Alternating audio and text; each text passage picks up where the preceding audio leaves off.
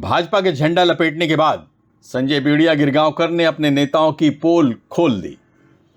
भाजपा छोड़ने के बाद संजय बीड़िया गिरगांवकर भाजपा पर जमकर बरसे। उन्होंने कहा कि बीजेपी अब प्राइवेट लिमिटेड कंपनी हो गई है।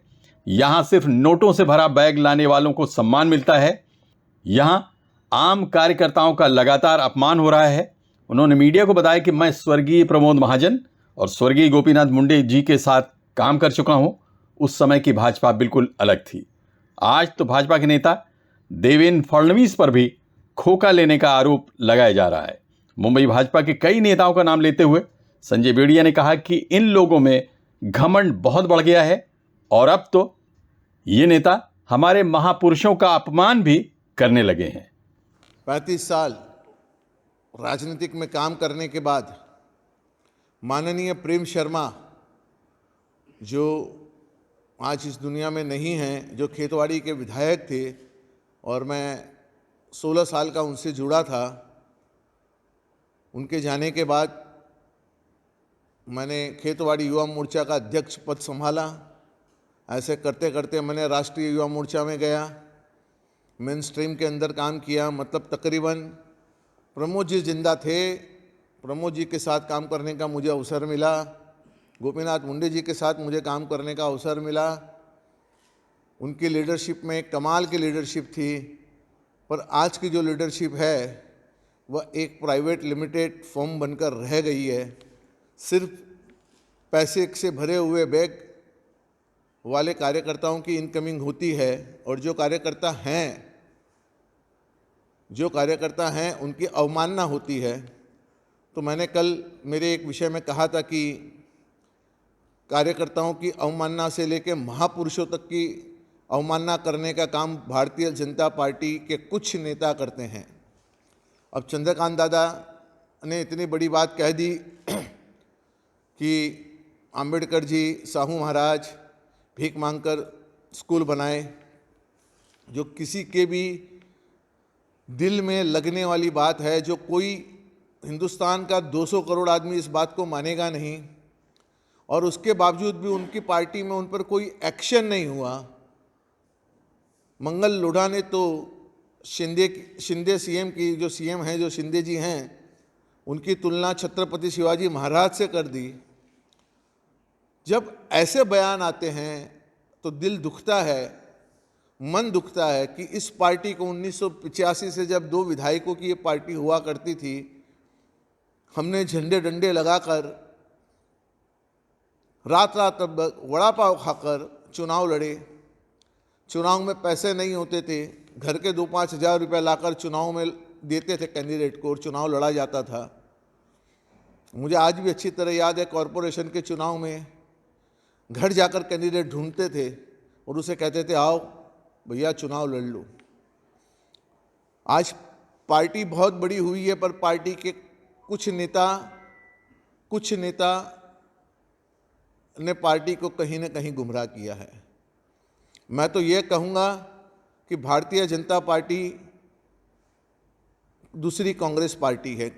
कांग्रेस के नक्शे कदम पे चलती है, नक्शे कदम पर चल रही है, और इसमें कार्यकर्ताओं की जो अपमान और उन्हें तकलीफ देने का काम मंगल प्रभात लोढ़ा और आशीष शेलार जैसे लोग करते हैं। आशीष भी मेरा कलीग था। लोढ़ा जी मेरे से बहुत 85 के अंदर भारतीय जनता पार्टी में 95 में भारतीय जनता पार्टी में आए, और मैंने उनको डिस्ट्रिक्ट की पॉलिटिक्स और मुंबई की पॉलिटिक्स दिखाई और सिखाई। मैं बहुत दुखी मन से ये कहना चाहता हूँ कि पार्टी में हजारों कार्यकर्ता पूरे हिंदुस्तान में मेरे मित्र हैं, और जो मेरे मित्र हैं वो हमेशा मेरे मित्र रहेंगे। वह कभी भी मुझे याद कर सकते हैं अपने दुख में, अपने सुख में। मैं उनके लिए खड़ा हूँ। सिर्फ भारतीय जनता पार्टी की नई आइडियोलॉजी से मैं सहमत नहीं हूँ, और इसी के कारण आज मैंने नड्डा जी को लेटर देकर मेरा कार्यकर्ता का, जो मुझे 12 साल से ये लोग कहीं साइडलाइन कर रहे हैं, उसकी एक विडंबना लेकर मैंने एक नड्डा जी को पत्र लिखा है और नड्डा जी से कहा है कि मैं अब कार्यकर्ता के रूप में इस पार्टी में काम नहीं कर सकता, क्योंकि यहाँ श्वास लेना भारी है। लोढ़ा इतना एरोगेंट हो चुका है, आशीष शेलार इतना एरोगेंट हो चुका है, और उनके आका, लोढ़ा के आका माननीय देवेंद्र फडणवीस तो सिर्फ इनकमिंग पे भरोसा करते हैं। वो सो खोखा ओनली ओके क्या है, वो एक जो स्लोगन है वो उन पर भी कहीं ना कहीं लागू होता है।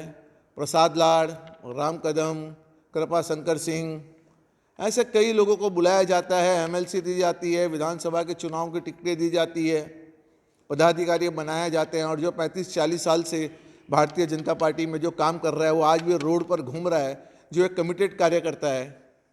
संजय बेड़िया गिरगांवकर ने साफ कहा कि उन्होंने भाजपा से नाता तोड़ा है, लेकिन उनके पुराने दोस्तों से जैसे संबंध थे वो पहले जैसे ही रहेंगे। संघ परिवार से उनका पहले जैसा ही रिश्ता रहेगा। बेड़िया ने कहा कि उन्हें पार्टी छोड़ते हुए बहुत दुख हो रहा है, लेकिन अपमान का घूंट आखिर मैं कब तक पीता। मेरे जो दोस्त हैं वो हमेशा मेरे लिए वेलकम रहेंगे जो पार्टी के अंदर हैं, और सबसे ज़्यादा संघ परिवार। इसके बाद भी संघ परिवार मुझे जहाँ बुलाता था और जब भी बुलाएगा तो मैं आऊँगा, और संघ परिवार को छोड़ने का भी मुझे बहुत दुख है। दुख इसी बात का है कि आप ऊपर के नेताओं को आप सेफ करते हैं और कार्यकर्ताओं का ध्यान नहीं रखते। इसलिए यह झंडा मैं आज पैक कर रहा हूं, और यह झंडा मैं तुरंत नड्डा जी को कुरियर कर दूंगा। अब इस झंडे से मेरा कोई वास्ता नहीं रहेगा। 35 साल मुझे इस पार्टी में हुए, मुझे आज बड़ा दुख हो रहा है, पर मैं बहुत खुशी भी महसूस कर रहा हूं कि आज के बाद बहुत मैं आज़ाद हूं।